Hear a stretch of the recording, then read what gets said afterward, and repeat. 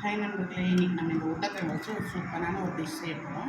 வாங்க அதை எப்படி செய்யணும்னு பார்க்கலாம். அதுக்கு வந்து உருளைக்கிழங்கு வந்து இந்த மாதிரி சின்ன சின்னதாக கட் பண்ணி தண்ணியில் போட்டு நல்லா வாஷ் பண்ணி தண்ணி இல்லாத ஒரு கிண்ணத்தில் போட்டுக்கலாம். இதில் வந்து ஒரு 2 டேபிள் ஸ்பூன் அளவுக்கு கார்ன்ஃப்ளவர் மாவு ஆட் பண்ணிக்கலாம். உப்பு தேவையான அளவு போட்டுக்கலாம். 1 ஸ்பூன் அளவுக்கு வந்து கடல மாவு சேர்த்துக்கலாம். ஒரு 1.5 ஸ்பூன் அளவுக்கு வந்து அரிசி மாவு சேர்த்துக்கலாம். இதை காரத்துக்கு வந்து ரெட் சில்லி பவுடர் சேர்த்துக்கலாம்.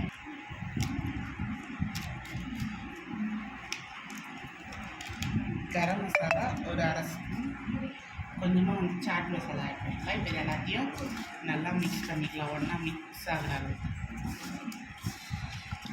இப்போ இதை வந்து நல்லா மிக்ஸ் பண்ணியாச்சு. இப்போ இதை வந்து எண்ணெயில் தான் பொரிக்க போகிறோம். எண்ணெய் நல்லா காஞ்சு தான் நம்ம ரெடி பண்ணி வச்சுருக்கோம். உருளைக்கிழங்கு வச்சுருக்கோம்.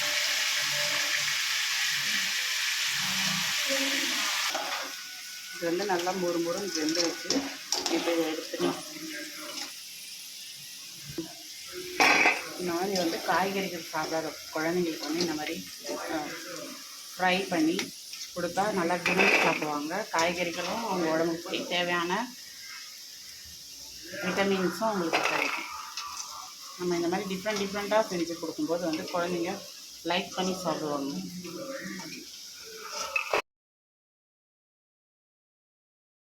நல்லா வேக வச்சு எடுத்தால் நல்லா முறுமுறுன்னு மேலே முதுங்கிட்டு உள்ளே வந்து நல்லா சாஃப்டாக உருளைக்கிழங்கு ஃப்ரை ரெடி.